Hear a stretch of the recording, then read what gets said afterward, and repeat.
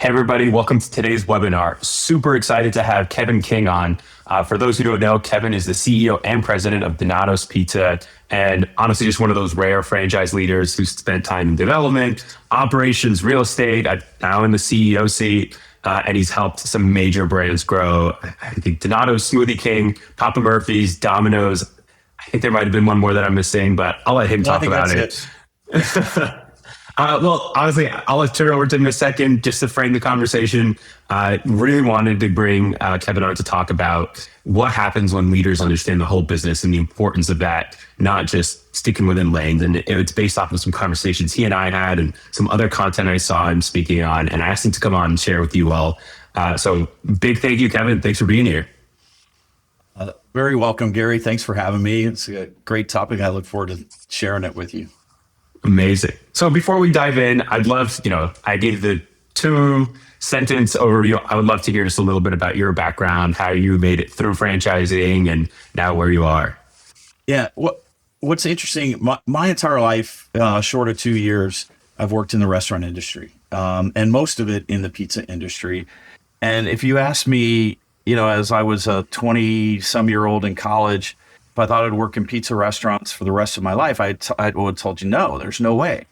But there's something about it that is magnetic, and there's something about the energy in the restaurant business and certainly the pizza business that kept drawing me back. And so I started in restaurants in a neighborhood pizzeria owned by a local family, and I worked there through college. I went away to college, but every time I came home, I could work, and it was a great experience. I kind of understood what a small business was at a very young age, which I think it had major implications for me.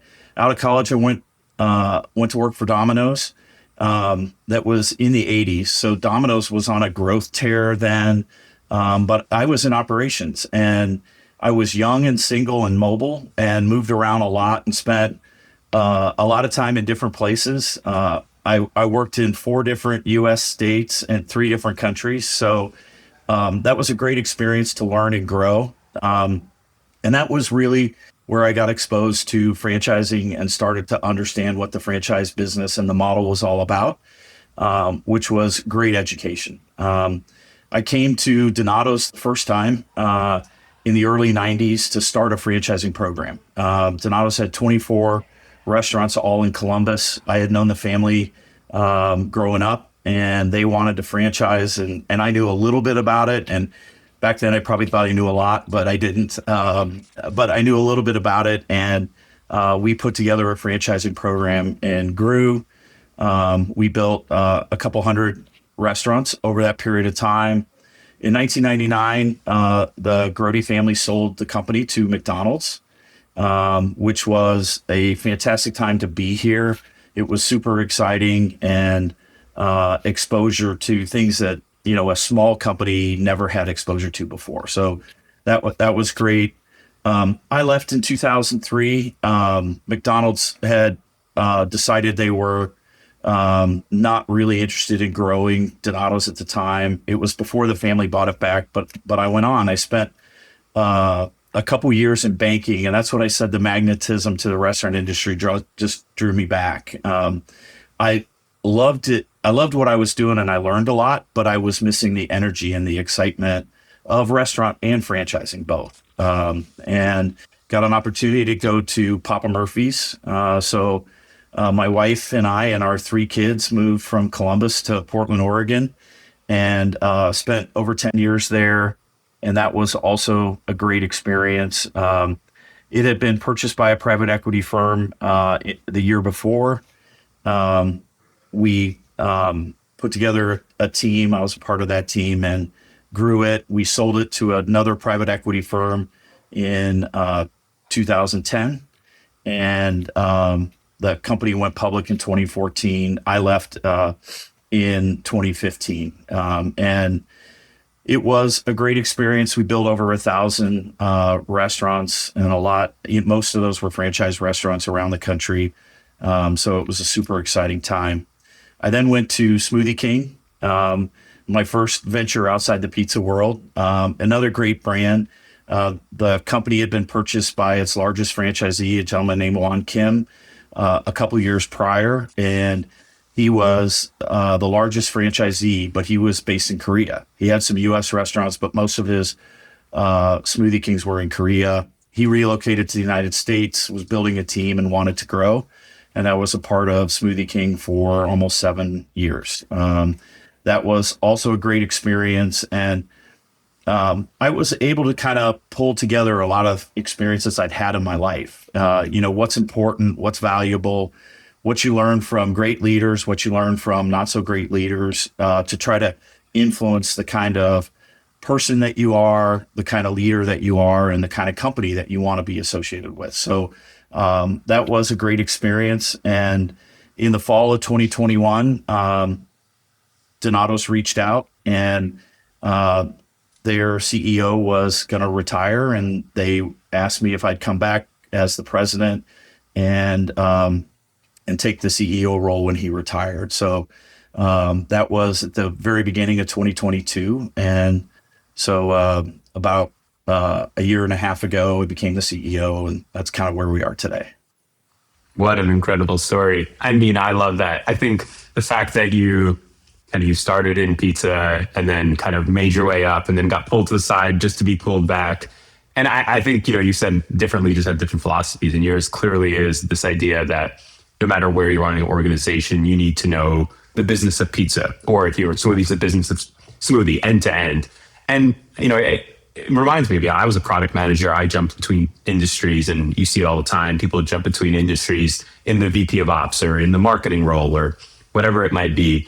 I guess walk me through why that happens. Why do we think that somebody can do marketing in any industry versus being a specialist in pizza? Or kind of how do you fill in the pizza industry if you don't, or pizza knowledge if you don't know, if you know the marketing, right? Just how do you think about that? Well, I think of it this way. I think you can learn a lot of things, and a lot of things are applicable. And I wouldn't say that I've spent most of my life in the pizza category because I'm just an expert on pizza. I think that it's probably happened by as much by accident as anything else. But I do think as a team member in any organization, you have to have curiosity. You have to be curious about the business. And that curiosity is what's going to enable you to grow. One of my life philosophies is to be a lifelong learner. We're never done learning. And, whether you get it through reading books or watching programs or documentary, maybe you're just a great observer of people when you learn that way. Whatever it is, you have to be a lifelong learner. And some of that comes to play in working in a business. And so what do I need to learn in order to be successful in my role? But it is way beyond that if you really want to be successful. So that's kind of where my philosophy on this comes is everyone needs to understand how the business makes money. And once you understand how the business makes money, you can then contribute in multiples of ways. But if you don't understand the fundamentals of how the business makes money, your suggestions are really not that valuable. They're just ideas. They're not strategies. They're not tactics. You're kind of throwing a dart against the wall. So that's where it becomes incredibly important to kind of learn and to grow with the business and be curious about what it is that moves the needle for that business. I say that is, I think the first thing you have to understand before what the business makes money is, what are the values and principles that the business stands for? And then what is it? Then how does the business make money? Because both of those things are integral part of creating strategies and tactics to win for that business. And, one thing, I got exposed to a lot of different leaders in my life, and a lot of them have made huge impressions on me. Jim Grody, who started Donatos, was a guy who brought principles to work when nobody talked about it, and values. And he just said, there's more to business than making money. That, there is way more to business. And so he set out and said, what are my principles and what are my values? And I'm going to bring those to work. And then profitability is an outcome of executing your principles and values. And so I was able to learn that really early on in my business life. And then, I was always curious about how the business made money. But I'll tell you, when I really realized how critical it was when I actually left the pizza business and I went to Chase. And I was I was on the retail real estate side. So I worked for the retail bank on the development side and where we put branches. And at the time, they had a very different structure. And they had real estate people who were outside the retail group who picked the sites. And I'm talking to them and I'm looking at what they're doing. And I realized they have no idea what a branch P&L looks like or what the people in the retail side of the business are looking for. They were looking for all of the things that the retail branch side looked at as expense rather than what actually made the bank money. And I guess before that, I just kind of assumed people knew how the business made money.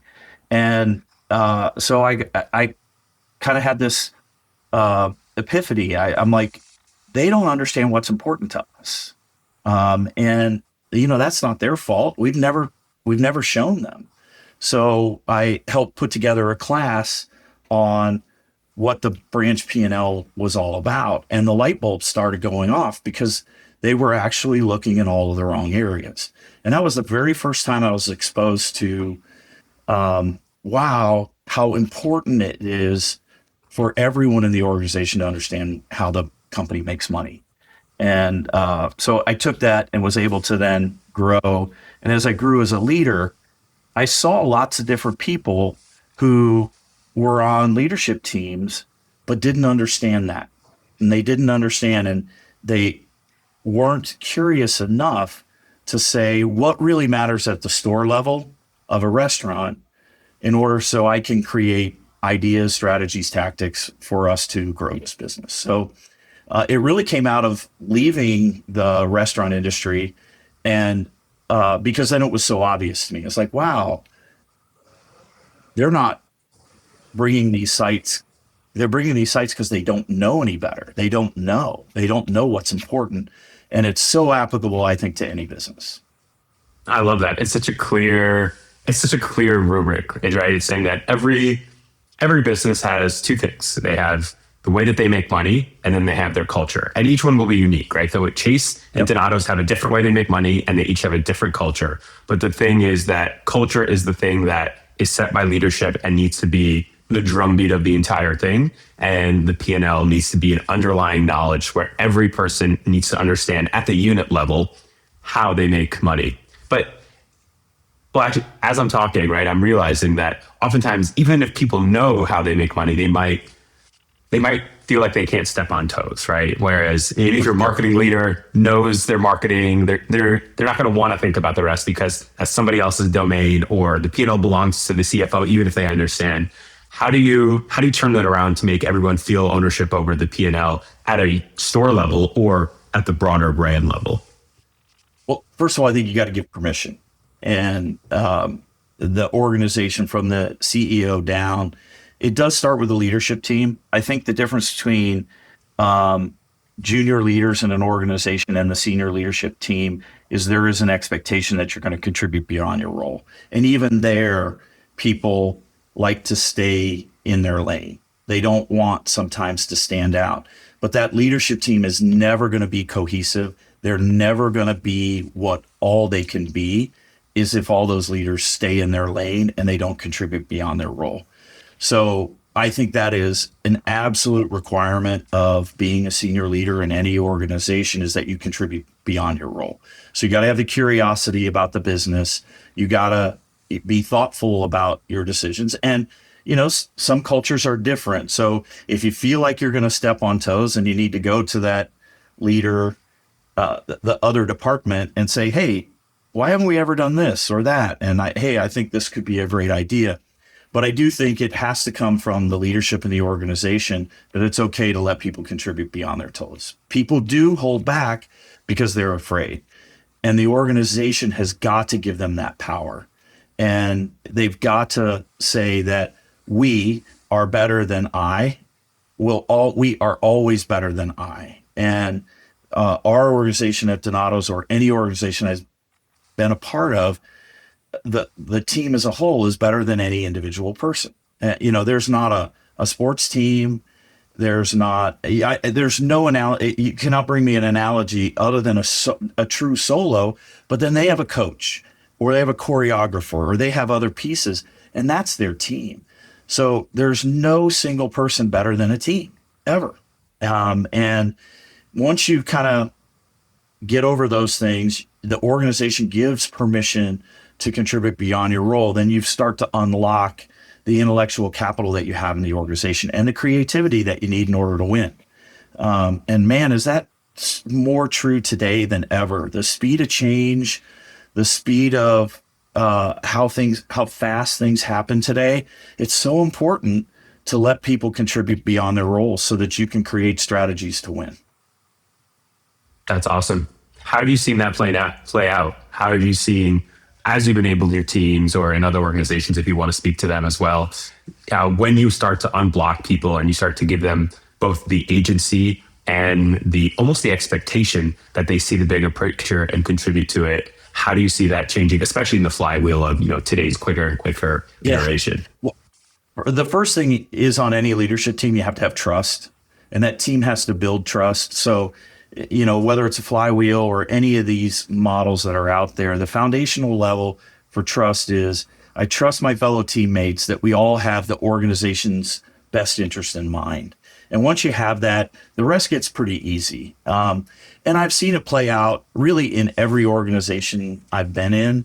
I've been a part of stepping beyond my roles and being recognized for it. I've also seen the reactions to it. And initially, when it happens, there is a lot of resistance, like, why did you say that? Or why are you attacking me in this meeting? And you have to get past that. You have to build that trust so that team is actually a team and that we're here to win. So, I've seen so many examples. We had one recently in Donato's. We created a new dashboard that measured a bunch of key metrics in our restaurants, and our head of development, his name's Jeff Baldwin. He came up the stairs.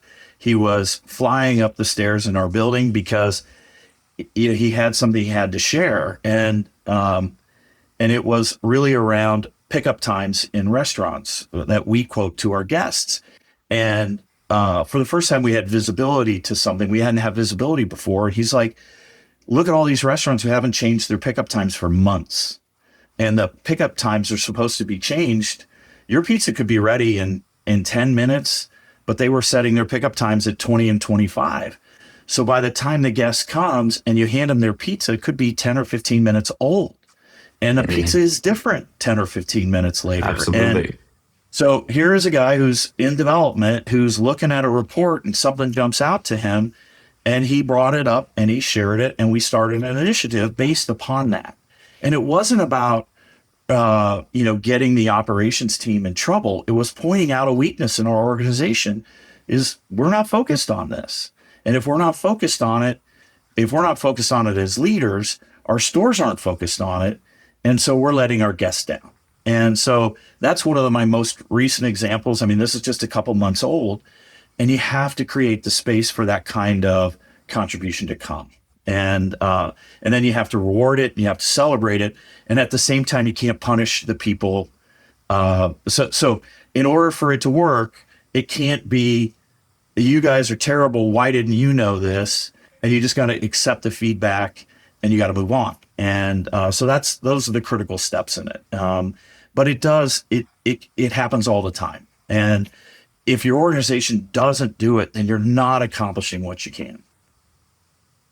How deep down does it go, right? You talked a lot about the leadership, and absolutely, right? The idea that the C-suite is this closely knit team operating at the top, but then that agency, that P&L, that ownership, that cross-functionality, does that extend down into their VPs and their managers and whatever? Like how, Yeah. And yes or no, and if so, how does that look at those lower levels? Yeah, first of all, everyone in the organization needs how the organization makes money.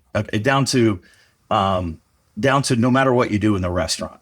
Um, you can be a pizza maker in the restaurant. If you don't know food cost is important to us and you don't know why, then it's not important to you.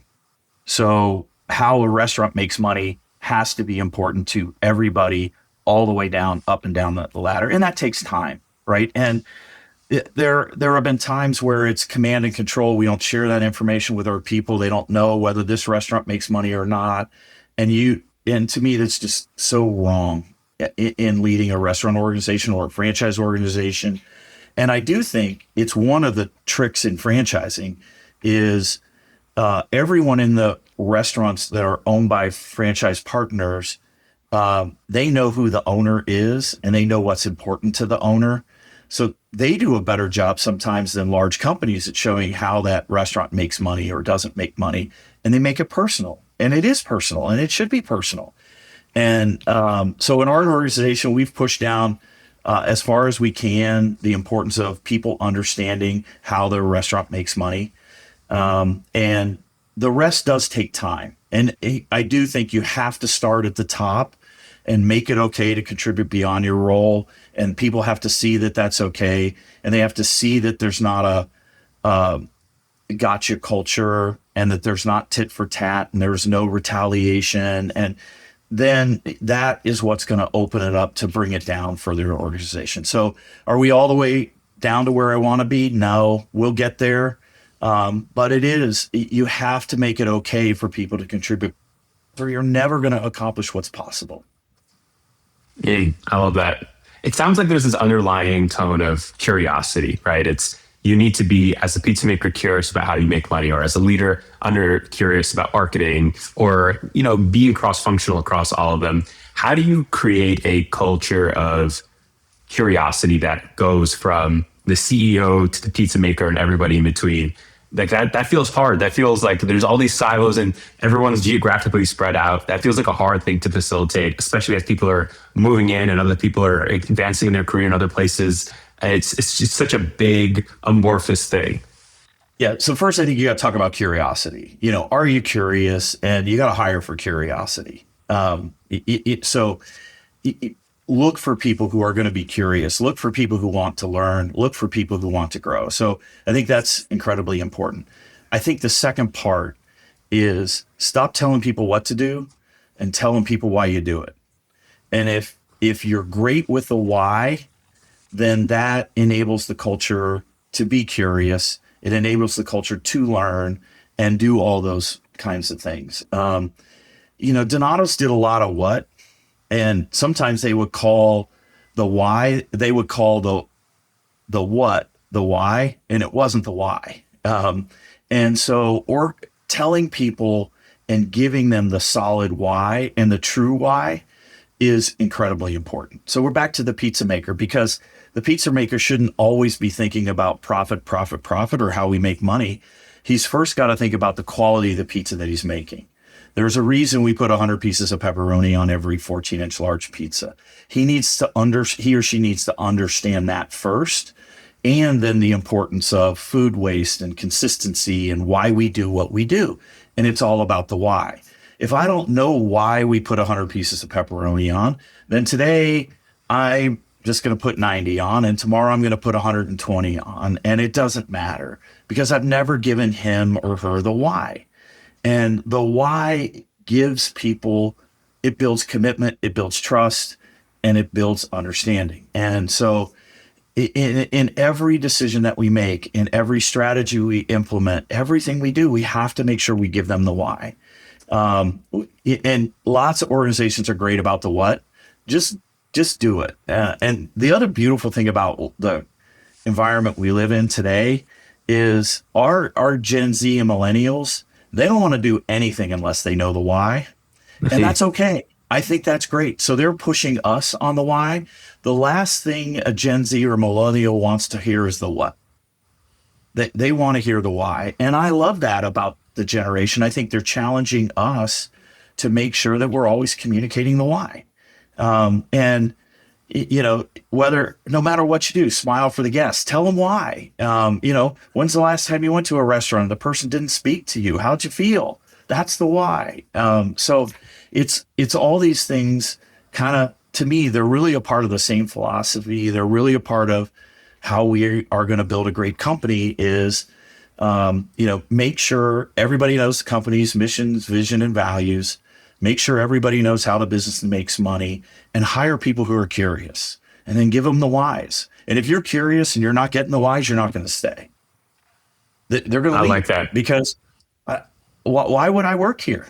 You want me to learn. You're not even telling me why we do this. We're not telling me why it's important. So that's kind of what pulls all this together. But fundamentally, everybody needs to understand why we do what we do, and some of that is mission, vision, and values. Why we make pizzas the way we make pizzas, and then how does that ladder up to profitability? If I know those, then I can contribute. Then I can tell you, I really think we should have free pizza on Tuesdays. But if you don't understand why the business makes money, you come to me and say, I think we should have free pizzas on Tuesdays. All anyone's going to say is, this guy doesn't know what he's talking about. But if I think we should have free pizzas on Tuesdays, okay, tell me more. Well, and I can't think of a reason why we should have free pizzas on Tuesdays, but I'm at least going to listen because I know they understand what our mission, vision, and values are and how the business makes money. I love that. As a millennial myself, I feel seen by you, Kevin, right? The idea of the why behind so much of why I started my own company and that journey. So absolutely. I think that's a great ending place. Kevin, always our final question. If people want to get in touch with you, what's the best way to reach out if they have follow-up questions from this chat? Sure, kking@donatos.com is a great way. That's my email. Please do that. I am on LinkedIn. You can find me. You can send me a message there. But if you really want to get me, send me an email. And love to talk about this more. So thank you very much, Gary. It was a great time. Oh my God, so much my pleasure. Yeah, likewise. Thanks so much, Kevin. Till next time. Thanks. All right.